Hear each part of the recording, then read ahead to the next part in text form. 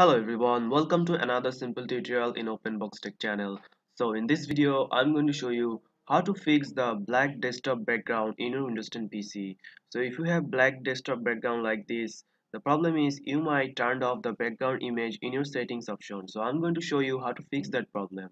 So first of all, you just need to go to the start menu here, then go to the settings option with the gear icon here. Click on the settings option.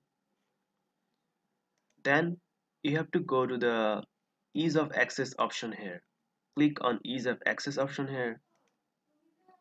Then you have to choose the display option here, and if you scroll down, you will see an option which is called show desktop background image, and it is now is turned off.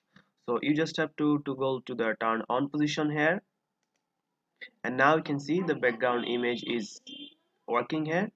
So if you just have to turn on the show desktop background image option here, and that will fix the black desktop background for Windows 10.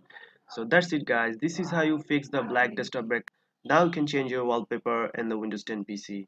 So that's it guys, this is how you fix the black desktop background in Windows 10 PC. So if you found this video helpful, please subscribe to my channel, and thank you for watching.